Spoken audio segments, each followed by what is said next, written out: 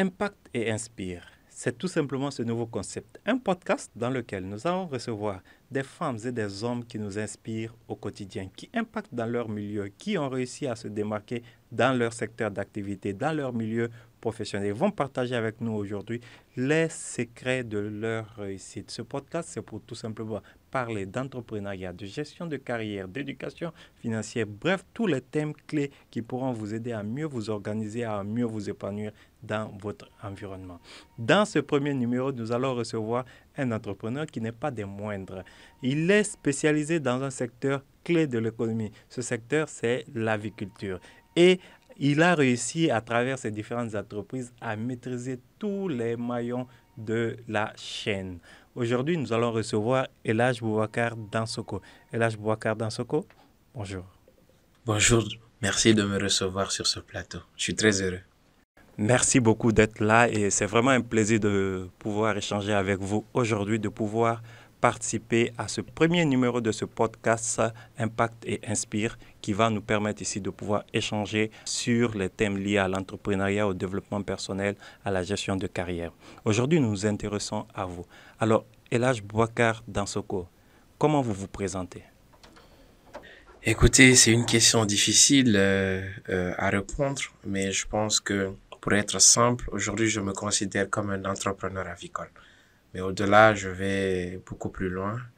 Je considère que je suis juste quelqu'un qui aime partager son expérience, ses résultats pour pouvoir aider les autres à s'améliorer et en même temps me trouver une place dans ce monde. Dans votre parcours, on peut lire que vous êtes un entrepreneur à 100%. On peut dire même que vous êtes venu naturellement à l'entrepreneuriat. Comment cela s'est-il passé? Alors naturellement, oui, parce que il y a eu un coup du destin. Je suis né dans une famille d'éleveurs, donc et de commerçants. Donc ça veut dire des gens qui avaient des initiatives privées depuis juste après l'indépendance, qui a commencé avec le grand-père dont je porte le nom.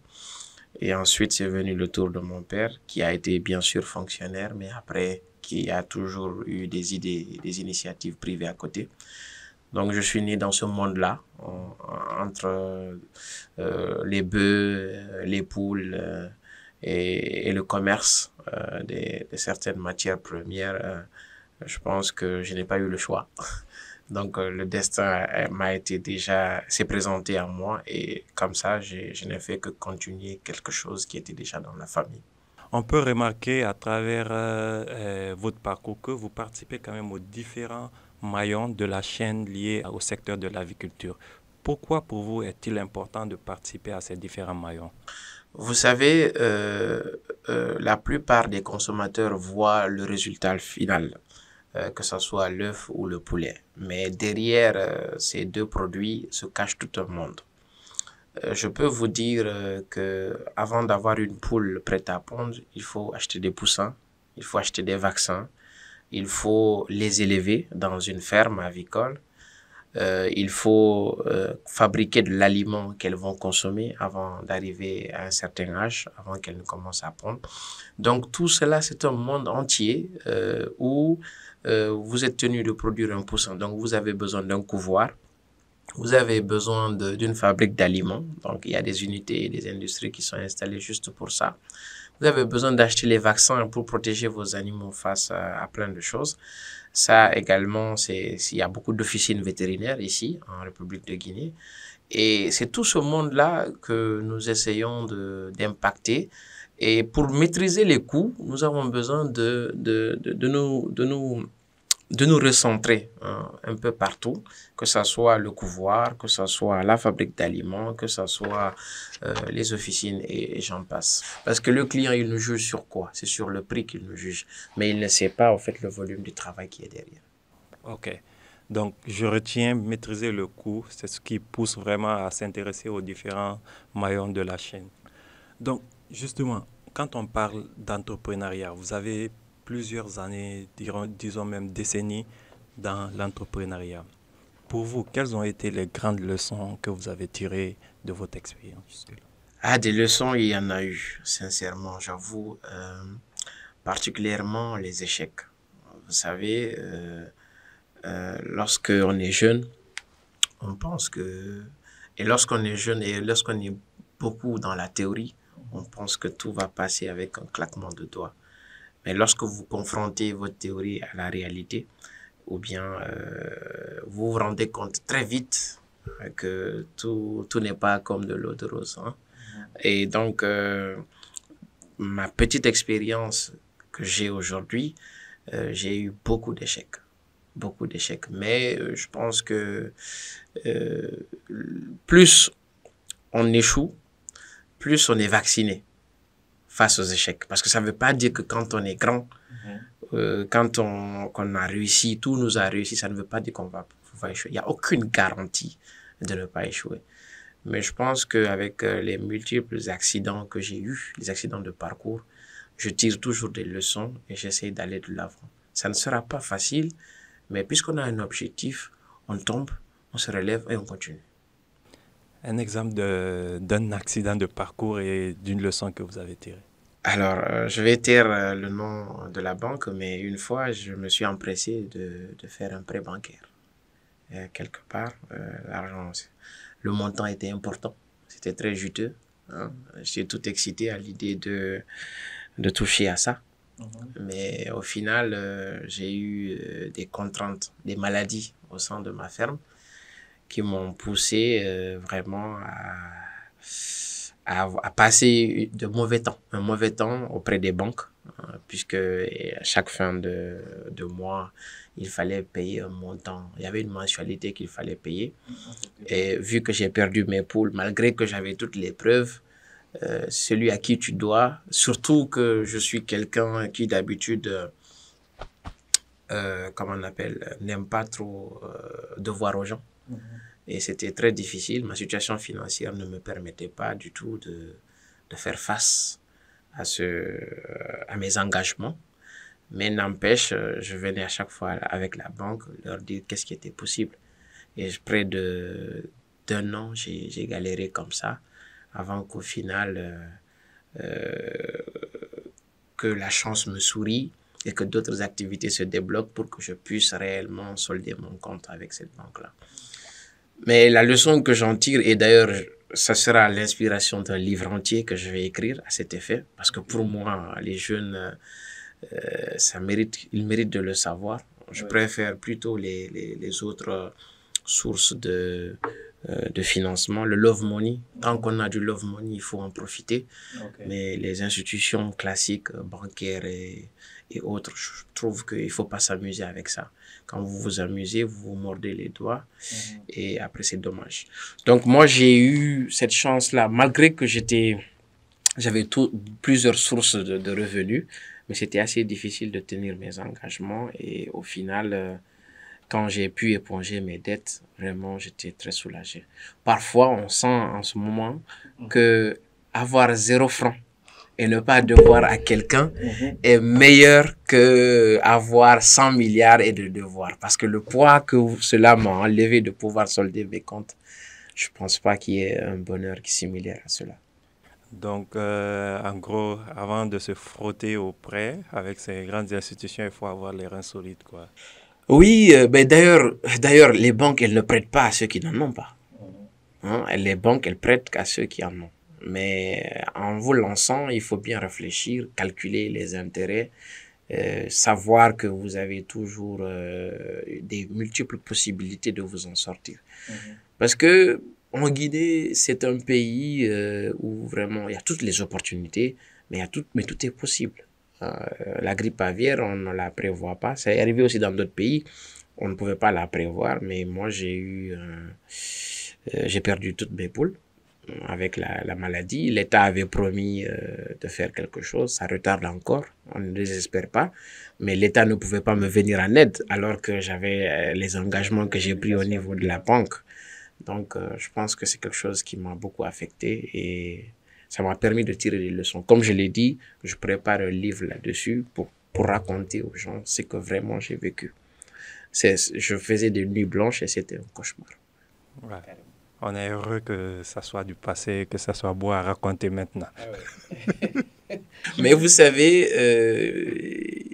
cette période m'a permis d'apprendre beaucoup des échecs, d'apprendre beaucoup. Il y a une citation, je ne me rappelle plus de l'auteur, mais dans le livre, ce que j'ai compris, c'est que les échecs, c'est une fenêtre sur le réel. C'est que forcément, à un moment donné, il y a peut-être eu de mauvaise gestion. Je suis d'accord. Peut-être ça peut arriver. Mais au-delà de ça aussi, ça nous permet de voir d'autres opportunités. De fonctionner sur le strict minimum et de se refaire une santé beaucoup plus saine, c'est-à-dire une comptabilité, une gestion beaucoup plus saine pour petit à petit évoluer. Lorsque vous avez beaucoup d'entrées d'argent, vous dépensez n'importe comment. Mais dès que maintenant vos ressources sont comptées et que vous devez à quelqu'un, vous commencez à calculer et à se demander, j'achète ou j'achète pas. Bon, puisque je dois à quelqu'un, je vais pas du tout gaspiller. C'est indispensable. Exactement, c'est ça le problème.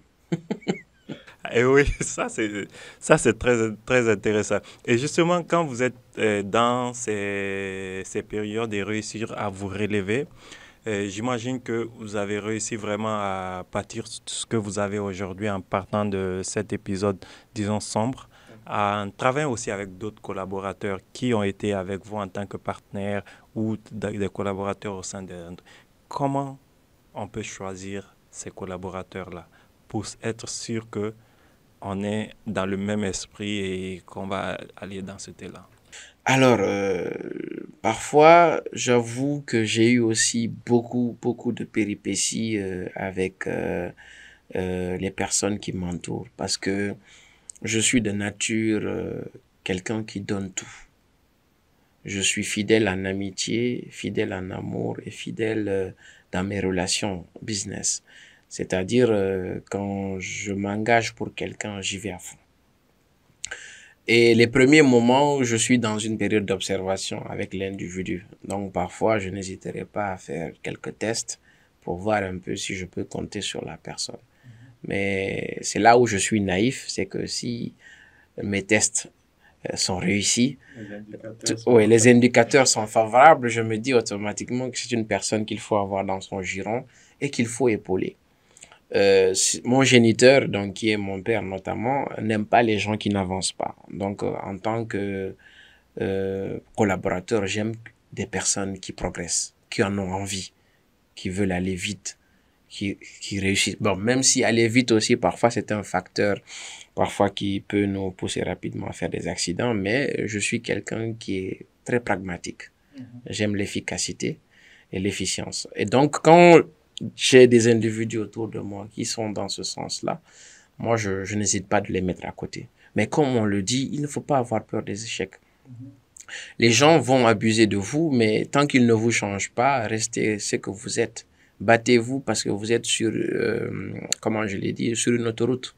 Vous allez vers un objectif bien précis. C'est normal que vous rencontriez quelques bandits en cours de chemin qui vont essayer de vous dépouiller.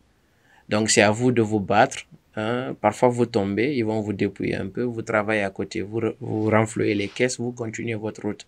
Parce que l'objectif final, c'est qu'il faut l'atteindre. Est-ce que vous voyez? Donc, les collaborateurs, moi, je les choisis comme ça, en se rapprochant d'eux, en évaluant leurs compétences, en évaluant leurs capacités. Chaque individu, peu importe sa capacité, peu importe sa compétence, peut faire quelque chose. Même si vous n'êtes pas allé à l'école, même si... alors, je vous explique un peu, celui qui m'a éduqué encore une fois, que je prends comme mon mentor. Il y a au sein d'entre elles, donc l'entreprise familiale, des personnes qui ne savent même pas écrire en français. Et je peux vous dire aujourd'hui qu'ils ont accès à des postes de responsabilité au sein de notre entreprise. Certains écrivent leur rapport en arabe et donnent à la comptable qui les transcrit en français. Et nous, c'est le rapport en français que nous avons. Tout ça pour vous dire que simplement, c'est des gens. En fait, il suffit d'être, d'en vouloir, de vouloir réussir et d'être honnête. Dès que nous avons ces deux critères-là chez nous, l'honnêteté et vouloir progresser et apprendre et être discipliné, pour nous, c'est un ticket gagnant. Oui. Et justement, ce que vous dites, c'est intéressant parce que ça interroge sur ce qui est l'éducation et l'enseignement comme nous le connaissons de façon classique. Est-ce de ça vraiment on a besoin ou en tant qu'entrepreneur, nous recherchons plus des compétences. Vous parlez par exemple de ces personnes qui ne parlent pas français, n'écrivent pas leur rapport en français, mais déjà qui ont une compétence linguistique en arabe, donc qui, sur le travail, font. C'est plus le résultat, j'imagine, sur lequel vous vous focalisez, n'est-ce pas? Ben oui, je vous suis totalement sur votre logique. L'entrepreneuriat, c'est un tout. Quand je dis c'est un tout, c'est l'éducation. Maintenant, cette éducation, elle peut être faite dans toutes les langues du monde, que ce soit en français ou d'autres. Ça ne veut pas dire qu'il faut forcément aller à l'école pour avoir une éducation financière. Prenez les petits commerçants. La plupart de nos références milliardaires qu'on nous a dit entre les années 90 et 2005 jusqu'à 2010, c'est des gens qui ne sont pas forcément allés à l'école. Et pourtant, c'est des bibliothèques en termes économiques et entrepreneuriales. Donc, simplement dire qu'on n'a pas besoin d'apprendre, d'aller à l'école pour avoir. Donc, ça, c'est l'éducation. La deuxième éducation, et moi, je pense, qui m'a beaucoup aidé, et d'ailleurs, alors, vous avez vraiment des scoops dans votre studio aujourd'hui. Je suis en train de rédiger un livre et bientôt il va sortir où j'ai appelé ça à l'école de mon père. À l'école de mon père, retrace un peu mon parcours. Alors, c'est pas une biographie, mais retrace un peu mon parcours, les facteurs qui m'ont marqué quand je suis avec mon père. Il est vivant, hein, donc, mais les facteurs qui m'ont marqué quand je suis avec lui. Et ce qui a dû influencer beaucoup de mes choix. Donc, pour moi, l'entrepreneuriat, ça s'apprend en famille. Ça ne s'apprend pas à l'école. Vous lisez Père riche, Père pauvre, vous vous rendez compte que Kiyosaki, il a appris ça auprès de son père riche. Et son père riche le prenait lorsqu'ils étaient au travail, mais il venait également à la maison. Alors, l'entrepreneuriat, c'est là-bas. Ce n'est pas à l'école. L'école apprend aux gens comment gérer. Mais avant que vous ne l'ayez, comment vous allez chercher? L'école ne vous l'apprend pas. L'école vous apprend comment être un bon employé, comment faire un bon rapport, comment faire une comptabilité. Mais comment chercher l'argent? L'école ne vous apprend pas. Je suis tout à fait d'accord avec Kiyosaki. C'est pas pour le répéter.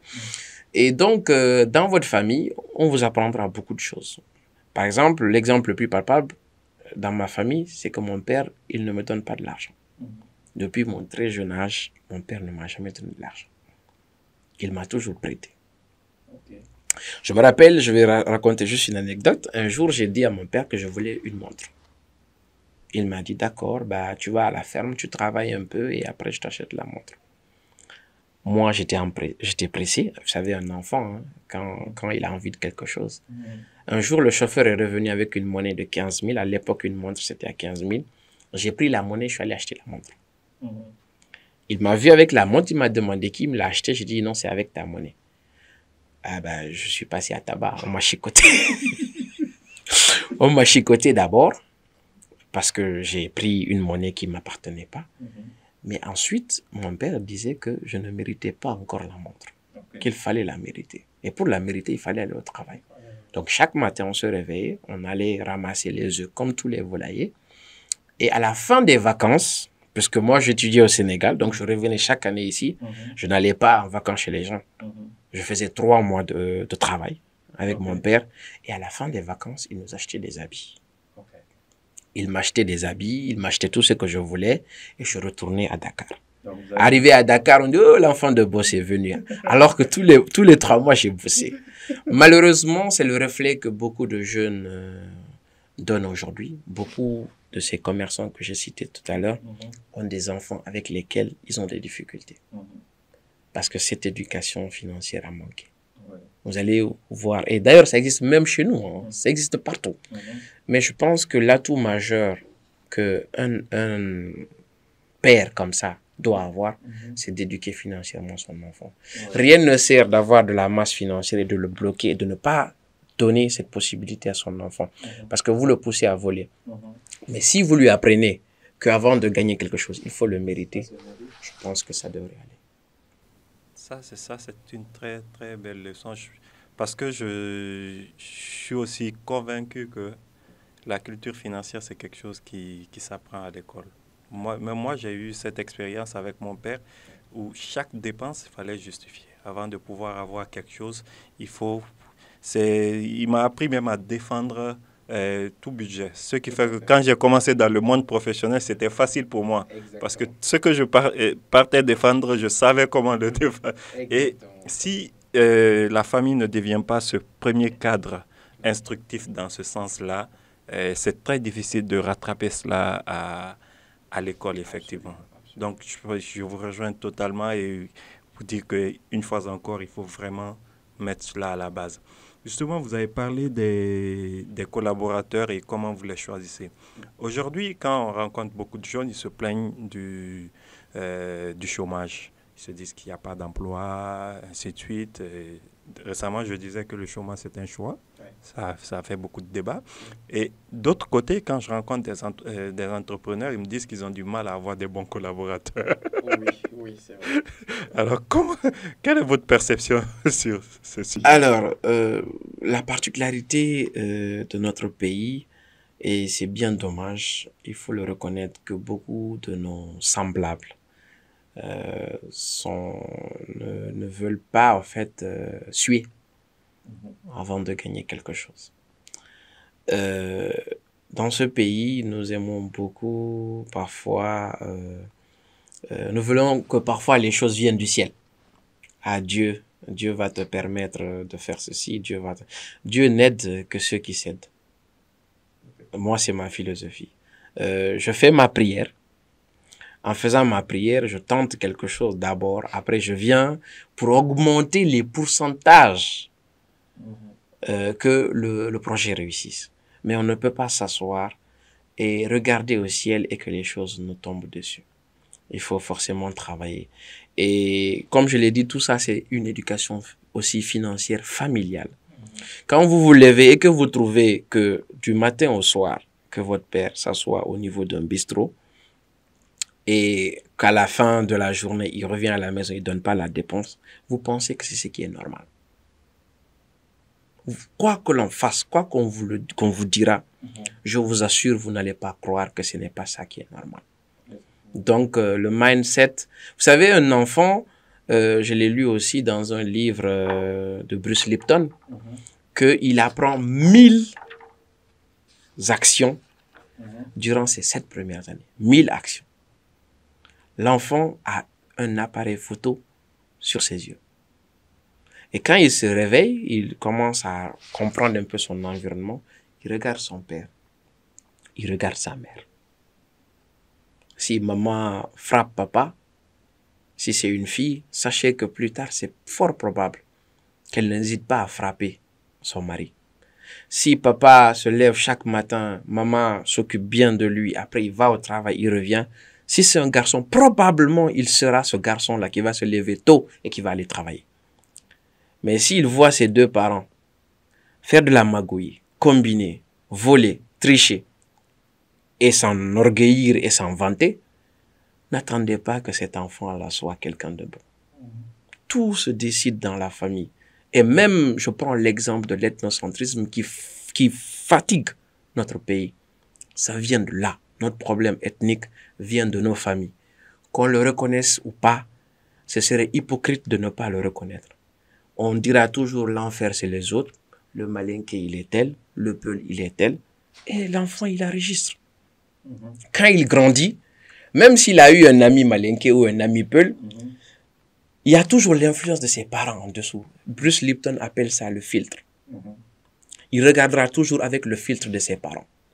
Donc si maman avait répété, le peul là, il est mauvais, il met son argent dans sa poche, il ne partage pas, tu as toujours cette petite colère qui est en toi. Et il suffit d'un petit iota d'écart de comportement que tu as avec cette ethnie, tu vas tout de suite te rappeler de ce que ton père et ta mère t'ont dit. Donc, alors si le discours change, nous sommes tous Guinéens, aimons-nous, travaillons dur, lèvons-nous tôt le matin. Si les valeurs sont communes, je ne vois aucune raison pour lesquelles les choses ne changeront pas. Mais malheureusement, nos discours encore dans nos familles, si nous souffrons aujourd'hui de ce problème, c'est parce que nos discours dans nos familles sont différents des discours qu'on dit à l'extérieur. Donc luttons tous contre cela, surtout nous les futurs parents. Je suis déjà père, je ne sais pas votre cas, mais je pense que, voilà, c'est ça. Donc, ce que je dis à mon enfant, dès que je sens qu'il y a un discours comme ça, je l'interromps immédiatement pour changer son discours. Parce que je sais que si je le reconforte dans cette position, plus tard, j'aurai préparé quelqu'un qui va avoir cette haine ethnique-là. Et c'est ce qu'il ne faut pas. La Guinée a besoin d'être à l'unisson pour travailler. Nous avons toutes les opportunités ici, il faut les saisir. Justement. Et pour les saisir, il faut grandir, il faut se développer. Vous disiez dans une de vos interventions qu'il faut continuer à se former, Tout à fait. car si on n'avance pas, on recule. C'est clair.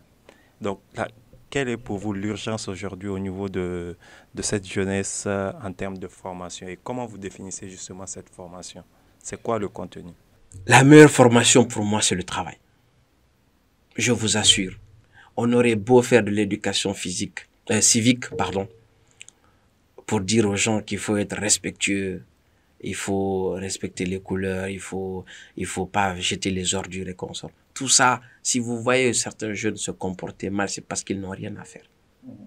Si chaque matin, ils devaient se lever pour aller faire quelque chose et revenir le soir, ils n'ont même pas le temps de sortir pour aller jeter des cailloux. Quelqu'un qui travaille dur et qui est fatigué, vraiment ne va pas sortir au dehors pour aller jeter des cailloux. Donc, c'est de renforcer l'État. L'État crée les conditions. Parce que je suis un libéral depuis très longtemps. Je pense pas que l'État puisse régler tous les problèmes. Celui qui doit régler les problèmes, c'est les privés. Mais l'État doit créer les conditions, faciliter les opportunités aux entreprises privées et que, puis à leur tour, on va créer une certaine dynamique, une croissance. Et cette croissance-là va embaucher la plupart des jeunes qui sont en train d'errer. Je suis pas persuadé que un jeune désire continuer sa vie comme ça. La preuve, vous allez voir, si on fait une étude des âges, au temps de 2008, la marche 2007-2008, et vous regardez les jeunes qui étaient en train de marcher en 2007-2008, vous allez voir que peu d'entre eux existent aujourd'hui en Guinée. Ils sont tous partis. Parce que c'est pas l'avenir. Leur avenir n'est pas en jetant des cailloux. Aujourd'hui, peut-être ils sont en Europe, ils sont allés se chercher en tout cas. Donc ces jeunes-là aussi qui sont en train de jeter des cailloux aujourd'hui, dans 10 ans, vous allez voir que chacun s'est éparpillé. Et vous savez, l'adolescence est une période très difficile. Je pense que l'État doit drainer tout cela, les éduquer beaucoup plus, si c'est l'éducation qui manque, les aider pour qu'ils aient de l'emploi, et sûrement ça va forcément les discipliner. Je pense que le travail, seulement le travail, peut discipliner les gens. Maintenant, ce qui est nécessaire, il faut de l'accompagnement, de la formation. On parle de menuisier, de tout. C'est pas des mots, il n'y a pas de saut métier. Il y a pas de saut. Même si on est éboueur, soyez le meilleur des éboueurs. C'est bien possible. Bah, nous avons toujours subi ça aussi au sein de nos camarades à l'école. Quand beaucoup ont demandé à ton père est quoi, il dit moi mon père il est directeur d'Orange, mon père est ceci. Moi je disais que mon père était agriculteur. Et les gens ils se marraient. Wow, son père est agriculteur. Oui, parce que dans la tête de beaucoup de personnes, quand on est agriculteur, on est pauvre. Ouais.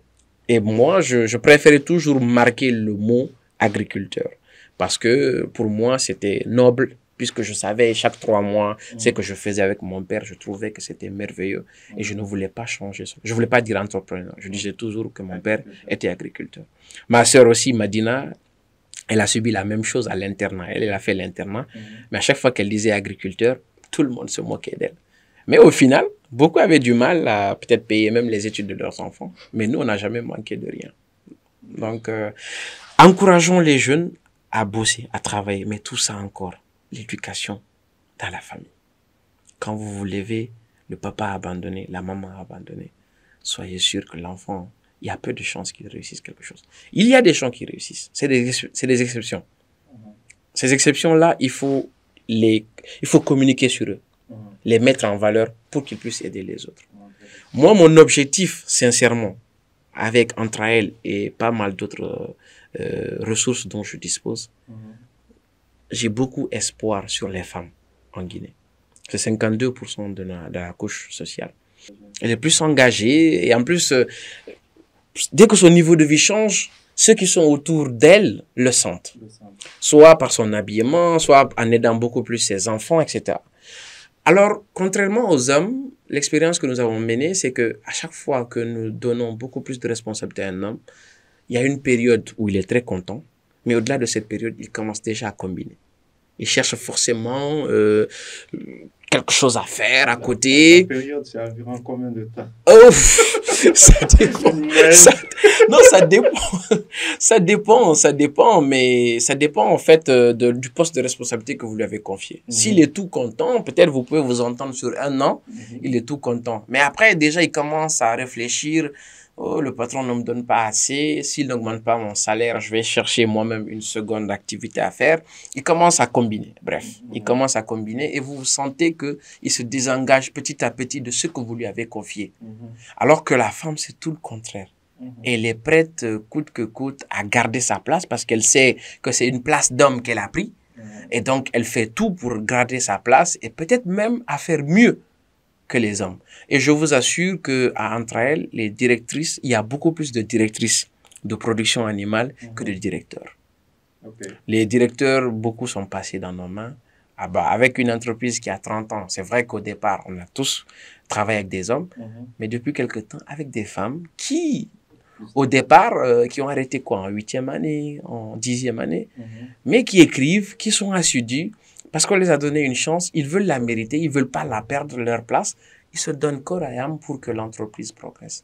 Donc, j'aime bien la couche féminine. Et au-delà de ça, la couche juvénile. C'est vrai que les jeunes, ceux qui acceptent vraiment de se mettre à la tâche et de travailler, vraiment, eux, on leur donne une chance. Surtout celui qui veut apprendre. Parfois, et c'est le tort que nous avons aussi en tant que jeunes en Guinée, nous voulons tout de suite venir nous servir. Parfois, il faudrait 5 ans en train d'apprendre un métier. Tu travailles avec quelqu'un, il te donne juste un petit montant pour te désintéresser parce que tu as des besoins de transport, tu as des besoins peut-être à la maison pour manger comme ça. Ça ne reflète pas le salaire que tu mérites. Mais puisqu'il est en train de t'apprendre, il faut que tu sois à côté, que tu apprennes. Après, c'est ce qui va augmenter ta valeur. Lorsque tu as pris la moule, tu as eu une expérience de 5 ans, il ne va pas te lâcher. Un entrepreneur ne prend pas quelqu'un, le forme 5 ans pour l'abandonner après. Ce serait idiot. Parce que tu as misé sur lui, tu as investi sur lui. Mais les jeunes, malheureusement, ne comprennent pas. Certaines viennent pour faire un stage chez nous. Ils font 1 mois et après, ils ne viennent plus. On leur demande pourquoi. Non, le salaire est petit. Bon, d'accord, quelle qualification tu as pour prétendre un salaire aussi important? Tu ne m'apportes rien. Moi, je n'ai besoin de rien. Tu es venu demander un stage. Je te prends au sein de mon entreprise. Je t'apprends des choses que tu ne connais pas. Et après, tu exiges que je te paye le double de ce que moi, je devrais te payer. Je ne le ferai pas. Donc, je pense que conseil que je peux donner aux jeunes, essayez d'apprendre. Et évitez de vous disperser. Vouloir plusieurs livres à la fois, parfois on finit par ne rien avoir. Si vous voulez évoluer dans le secteur avicole, allez dans une ferme, dites au patron, ne me paye rien. Je vais me débrouiller sur 1 an. À la fin, si tu es content de mon travail, fais un geste. Je pense que n'importe quel patron accepterait ces conditions-là pour vous voir à l'œuvre et peut-être en même temps vous pour avoir de l'expérience. Beaucoup de jeunes sortent des écoles d'élevage, ils n'ont aucune expérience en aviculture. Nous les prenons, nous restons avec eux au moins 3 ans avant de leur donner une chance peut-être de diriger une de nos fermes. Tout ça, c'est des cas fréquents que nous rencontrons. Donc, essayez de vous former tout le temps, de vous améliorer, mais ne soyez pas pressés de toucher forcément au salaire que vous pensez, dont vous avez toujours rêvé. Ne soyez pas pressés, apprenez d'abord. Justement. Et avec ce parcours, pensez-vous que pour quelqu'un qui voudrait être entrepreneur, par exemple, dans le domaine de l'aviculture, il est plus souhaitable d'aller d'abord se faire embaucher, avoir de l'expérience pendant plusieurs années avant lui-même de se lancer dans son entreprise? Alors, moi, je suis passé partout. les gens pensent que comme j'ai évolué dans une activité, j'ai eu des parents entrepreneurs, tout de suite j'ai été entrepreneur. Je vais vous raconter une histoire qui est aussi dans mon livre et qui est bien réelle.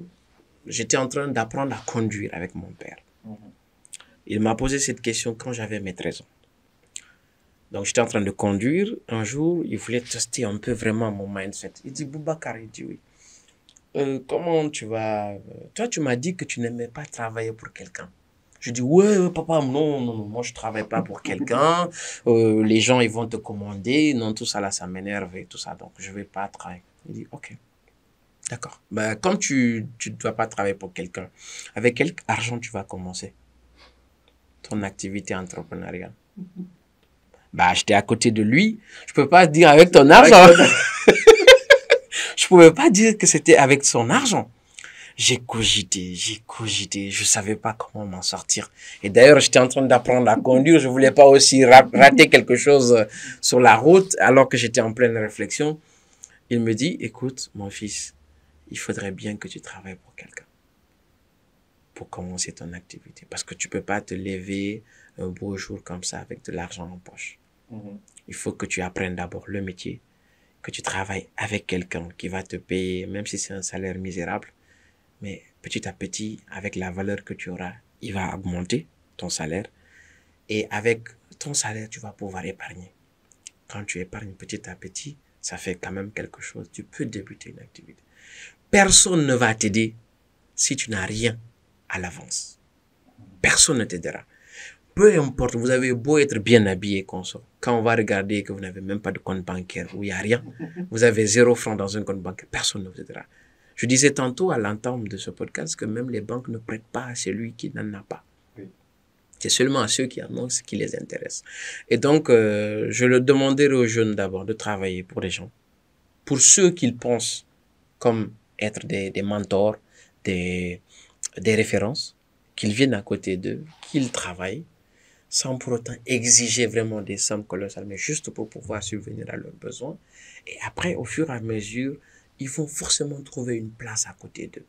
Comme je l'ai dit encore une fois, moi, dès que j'accepte de te prendre en stage, j'ai misé sur toi. Si vraiment ton profil ne me convient pas, vraiment, je dis au final, nous n'en avons pas besoin. Mais dès que je te dis oui, tu peux être à côté de moi. Et moi, ma formation ou la formation que je fais avec ceux qui font des stages, ce n'est pas dire je te laisse dans l'entreprise et tu fais comme tu veux. Je veux que tu sois à côté de moi. Parce que j'ai décidé de miser sur toi. Je voudrais te former pour le peu que je connaisse à côté, que tu puisses entendre comment je réfléchis, comment je prends des décisions et vraiment que tu sois presque un chauffeur.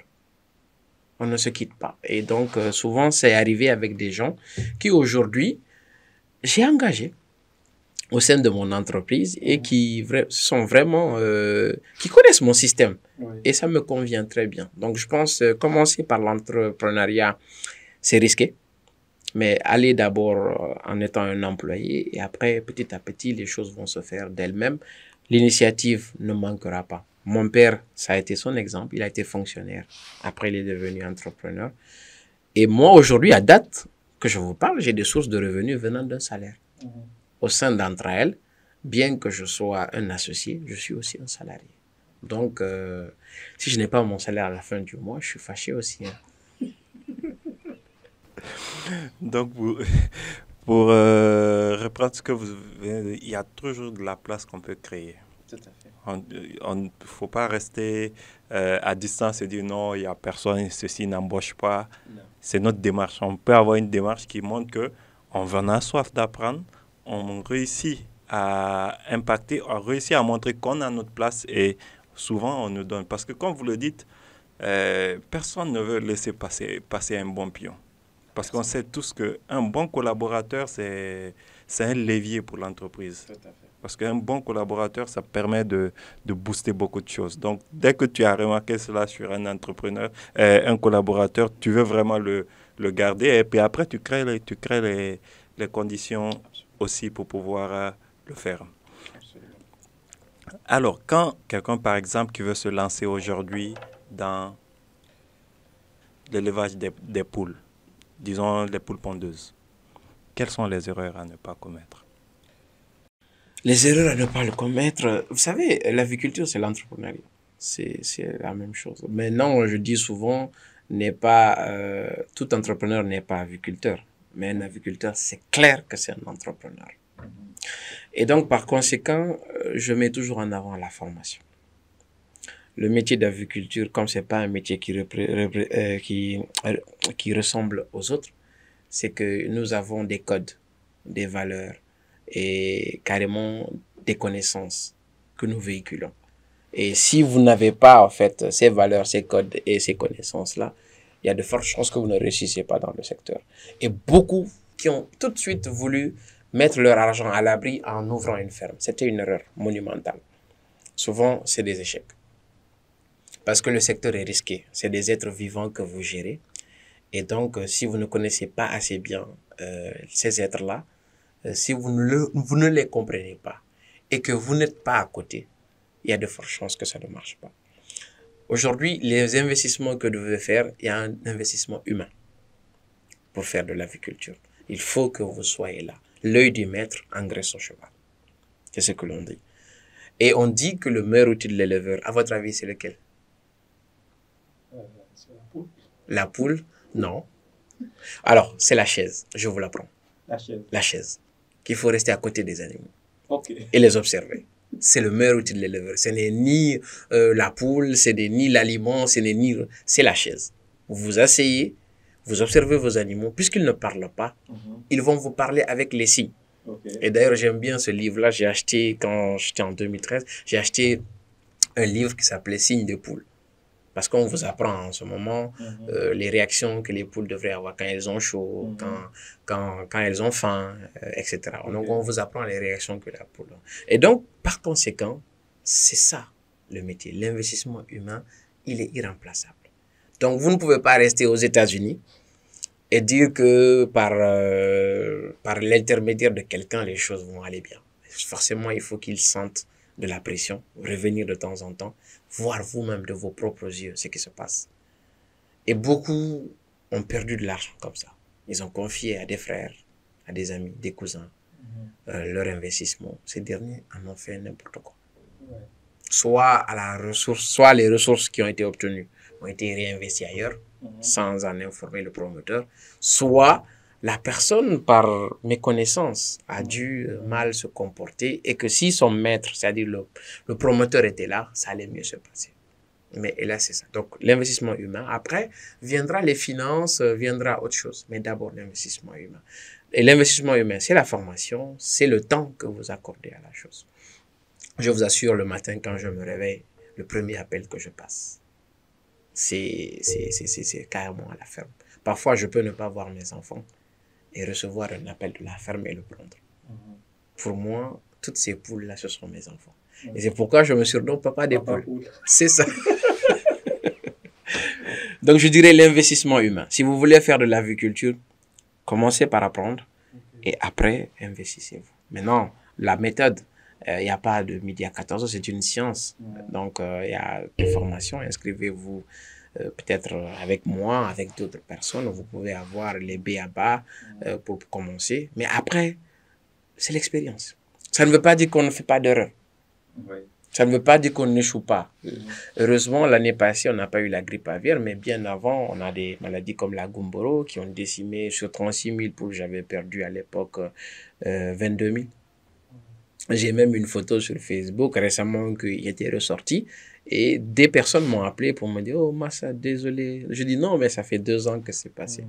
Donc, on vit tout seul ça et c'est des traumatismes qui ne nous lâchent pas. Mais c'est des expériences qu'on a eues et qu'un nouveau, un bleu dans l'affaire n'a pas su. Si ça arrive à un bleu, c'est foutu. Il ressort tout de suite du marché. Mais quand c'est des personnes qui, depuis longtemps, on est là-dedans, on sait que c'est inévitable. D'ailleurs, dans les livres d'élevage, on vous dit une chose, que tôt ou tard, vous allez perdre toutes vos poules. Le livre finit comme ça. Que tôt ou tard, peu importe la connaissance, l'expérience et la richesse que vous avez, vous risquez de tout perdre. Au Niger, lorsque la grippe aviaire est venue, il y a un monsieur qui a perdu 300 000 pondeuses. C'est en millions de dollars que ça se chiffre, ces pertes. Ça, c'est la grippe aviaire qui est venue. Et jusqu'à présent, un médicament définitif, un vaccin définitif, puisque c'est un produit viral, un vaccin définitif n'est pas encore clair. Certains pays essayent, mais jusqu'à présent, ce n'est pas encore clair. Donc, c'est pour vous dire que encore les risques sont devant nous. Ouais. Et justement, je le rappelle, il a une excellente offre de formation là-dessus, Impact, on va mettre le lien en description de cette vidéo que je vous recommande vraiment. Je compte moi-même m'en procurer quand je serai prêt, quand j'aurai planifié ce temps pour aller m'asseoir sur cette chaise-là. C'est clair, c'est clair.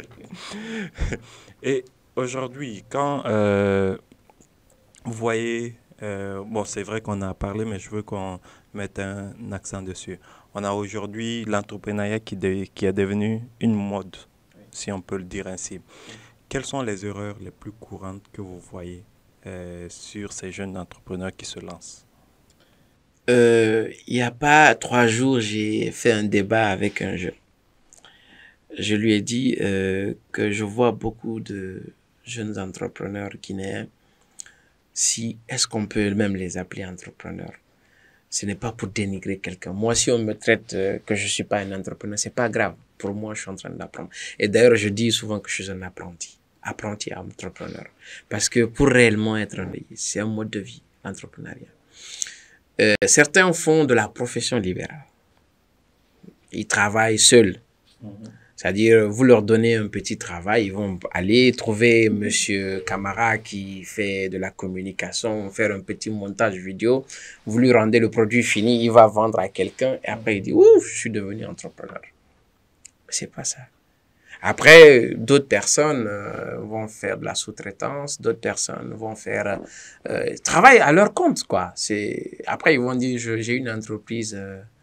Mais l'entreprise, c'est qui? C'est toi. Donc, le jour où tu es malade, tu es couché, il n'y a plus d'entreprise. Donc, pour moi, il faut maîtriser ou mesurer les propos que l'on dit. Il faut mettre, comme on dit, l'eau dans son vin quand on s'exprime. Et beaucoup de jeunes ici, aujourd'hui, se définissent comme entrepreneurs, mais ils vivent plutôt du salariat. Devant les gens, c'est des entrepreneurs. C'est fun. Ça, c'est fun, c'est beaucoup plus cool pour eux, je n'investis. Mais à la fin, c'est le salaire qui les maintient debout. Le salaire qui les maintient debout. Et donc, cela, nous devons tous être humbles. Garder l'humilité par rapport à ce que nous disons. Disons tous que nous sommes des débrouillards pour l'instant. On sera de vrais entrepreneurs quand vraiment un pan important de la population dépend de nous. C'est-à-dire, si on ne produit pas telle chose, les gens sont en manque. Quand on n'emploie pas tel nombre de personnes, l'État est fléchi. En ce moment, on peut dire vraiment qu'on est des entrepreneurs, de vrais entrepreneurs. Ouais. Mais en attendant, on est en train d'apprendre. On est tous des apprentis. Et même moi, particulièrement, je suis un apprenti. Mais pour moi, pour vraiment parler d'entrepreneuriat, il faut avoir des employés à sa disposition. Tant que vous êtes seul, pour moi, vraiment, gardez votre humilité. Self-employed. Gardez votre humilité, sinon. Donc, mais si vous avez 10, 15 personnes, 20 personnes à votre disposition, là, en ce moment, oui, c'est des gens qui dépendent de vous. Vous avez une interaction sociale qu'il faut gérer. Vous avez pas mal de choses à faire. Et donc, en ce moment, vous vous dites que vous en avez besoin. Vous avez besoin qu'on vous reconnaisse comme entrepreneur aussi. Mais au-delà de ça, gardons notre humilité. Je le dis souvent dans ma page Facebook, je dis restez humble. Bon, après, il y a des gens qui disent « Oh, tu es trop... Tu ne te vends pas assez. Mais dans l'aspect de se vendre, je sais que peu importe ce que je suis au milieu. Forcément des gens qui te dépassent. C'est clair. Et ne pas le reconnaître, c'est une erreur. Donc, il faut toujours aller au dos et savoir que pour moi, je suis à 10%, 9% de mes capacités. Lorsque je serai comme ça, beaucoup super saillant, là, en ce moment, je peux m'exprimer. Justement, il y a aussi Tembekwayo qui dit, ce speaker sud-africain qui dit souvent que la différence entre self-employed et entrepreneur, si tu n'es pas capable de quitter ton business pendant 90 jours et que tu reviens trouver que tout marche, c'est que tu n'es pas entrepreneur. Tu es self-entrepreneur. Et c'est ça, aujourd'hui, on a beaucoup plus de personnes qui sont self-employées. J'ai discuté avec un jeune, je dis, il y a 3 jours, il me dit, moi, je fais taxi-moto. Je fais, comment on appelle, je monte des vidéos. Et qu'est-ce qu'il m'a dit encore? J'écris des textes pour les gens. Je dis, c'est bien, mon frère. Et je dis, imagine-toi que tu tombes malade pour 3 mois. Je ne te le souhaite pas, sincèrement.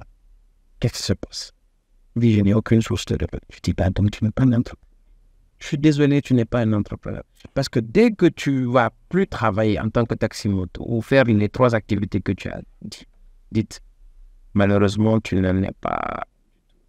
Maintenant, on est presque à la fin. Elhadji Boubacar Dansokho, qu'est-ce que vous voulez que le monde retienne de votre passage sur cette terre, qu'on vous souhaite très long? À la fin, qu'est-ce que vous voulez que les gens retiennent?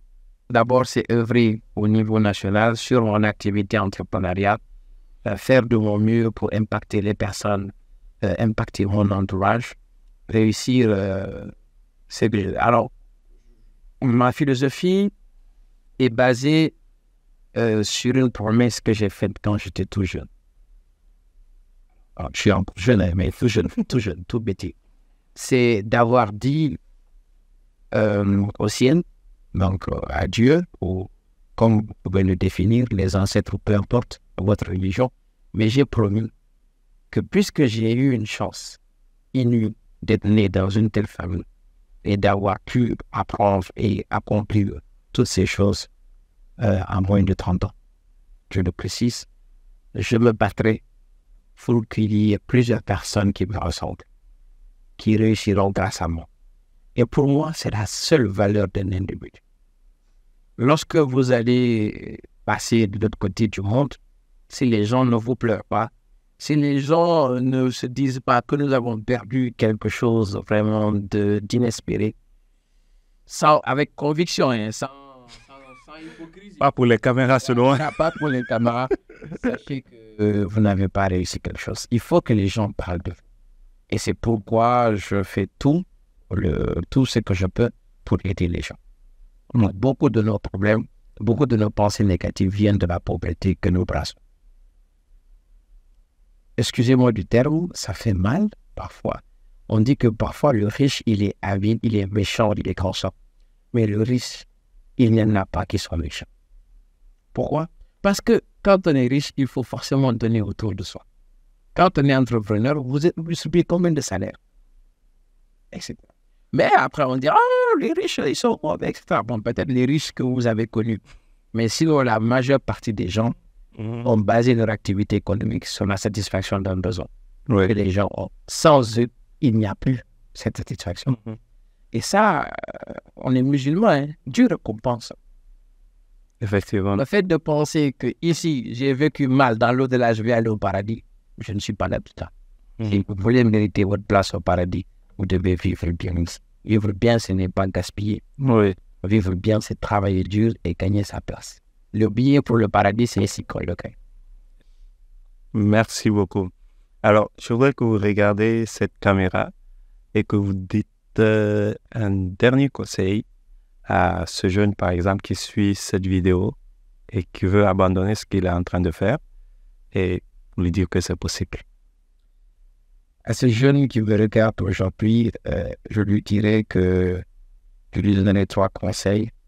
N'abandonne pas, parce que c'est très dur. C'est dur pour tout le monde, sache-le. Même pour ceux que tu penses, c'est merveilleux, mais ils souffrent énormément. À ce jeune, je lui dirais aussi que s'il abandonne, il y a de fortes chances que ce soit le lendemain qu'il devait s'en sortir. Donc il a abandonné encore, malheureusement, il n'aura pas le fruit de son travail qu'il a déjà accompli. À ce jeune, je lui dirais de continuer à se battre. Il va se blesser et au final, il va atteindre ses objectifs. On n'abandonne pas quand on est sur la route pour atteindre ses objectifs. On n'abandonne pas. Et à ce jeune aussi, je dirais que je suis là au cas où il a besoin de conseils. Il a besoin d'accompagnement. Il y a besoin qu'on partage des expériences. Et d'ailleurs, nous avons décidé avec des amis de créer, on a appelé ça le rassemblement des entrepreneurs environnement. Donc, souvent l'entrepreneur se sent un peu seul. Il n'a pas beaucoup de personnes avec qui parler. Il est dans son petit problème quotidien et il ne s'ouvre pas. Donc, on a créé avec les amis un rassemblement des entrepreneurs en mouvement. C'est pour avoir des colloques, des rencontres où on échange sur nos véritables problèmes et ensemble on trouve des solutions. Peut-être du réconfort de façon hebdomadaire ou chaque 2 semaines avec ces amis-là. Et je lui dirais peut-être qu'ils tentent de nous rejoindre, en tout cas pour partager encore une expérience. Merci vraiment de m'avoir reçu et la bande surtout. J'attends ton appel. Merci beaucoup Dansoko. C'est un vrai plaisir de t'avoir ici. Et je pense que nous avons beaucoup appris et que chacun va tirer au moins une leçon. Et surtout, comme on le dit toujours, n'oubliez pas, la clé c'est quoi? On apprend, on applique et on avance. Ça ne sert à rien d'apprendre seulement, il faut appliquer aussi. Et